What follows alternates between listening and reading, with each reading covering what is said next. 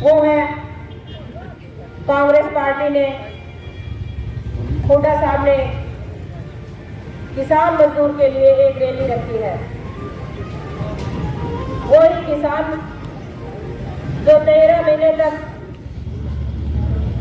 Border पे हमारी लड़ाई लड़ी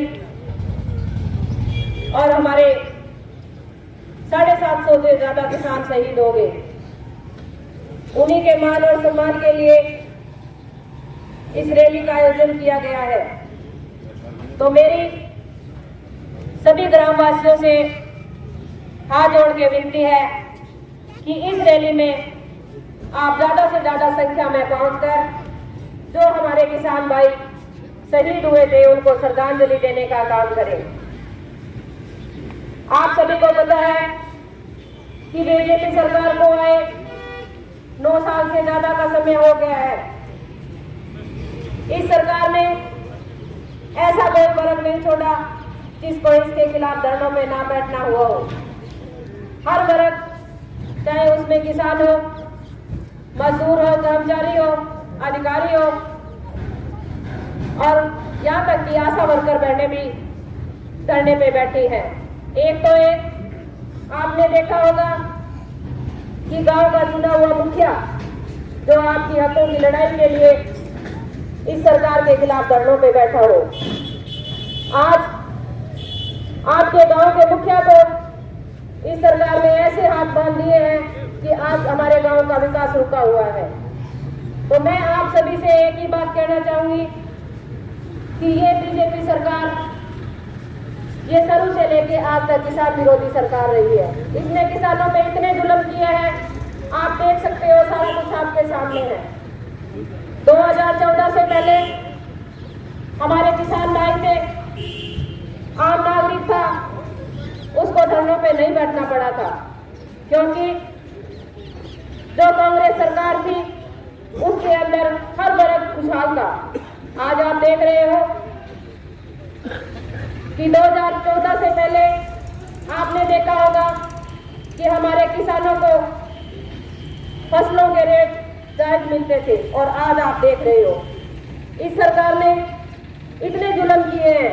एक तो एक आज किसान जब जुताई के लिए खाद बीज लेने के लिए जाता है तो उसको 2-2 घंटा लाइन में लग के और अपनी जो खाद है वो इकट्ठा करने का वो किसान, मैं इस सरकार से पूछना चाहती हूँ कि वो किसान जो आपका पेट भरता है आज 2-2 घंटा वो लाइन में लग के खाद बीज वो जुटाने का काम कर रहा है।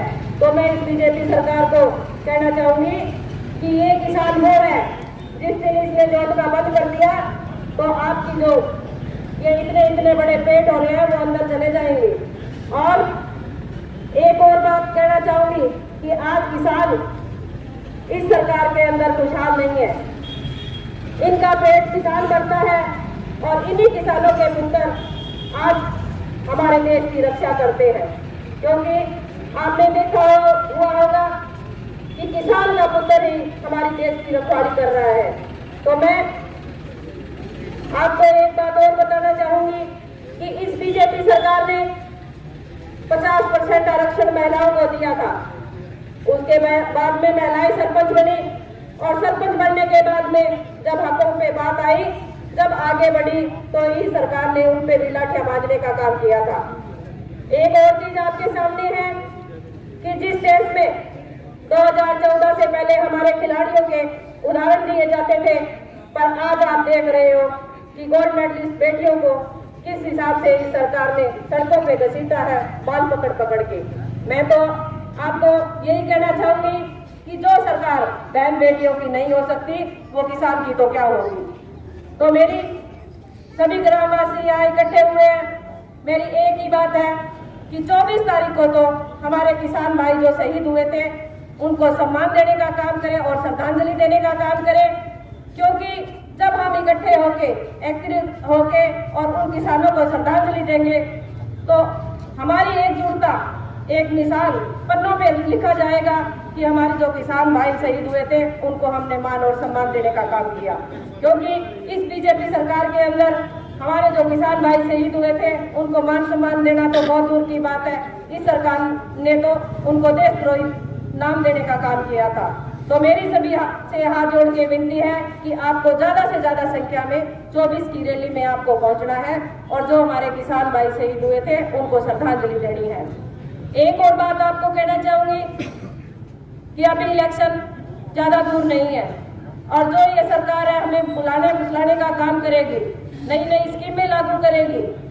आप देखना, और जो भी मजदूर और कर्मचारी वर्ग है उनको नौकरियां भी देंगे, पर ये हमें फंसाने के काम है सारे के सारे, क्योंकि इस सरकार को दोबारा से सत्ता में आना है।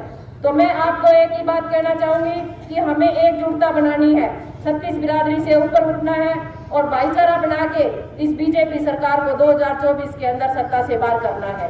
तो हमारी जो एकता होगी तो कोई किसी की ताकत नहीं है कि हमें हरा सकते हैं। तो हमें हमारा मेन मकसद जो होना चाहिए कि बीजेपी सरकार को हम सत्ता से बाहर कैसे लेके जाए। तो मैं तो आपको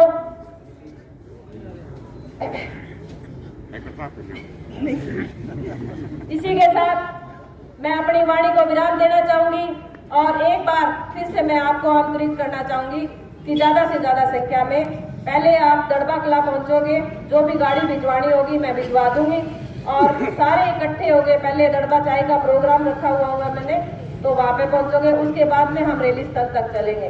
तो सबकी सारों की एक तरह की एकजुट हाजिरी होनी चाहिए। धन्यवाद। जय हिंद, जय भारत।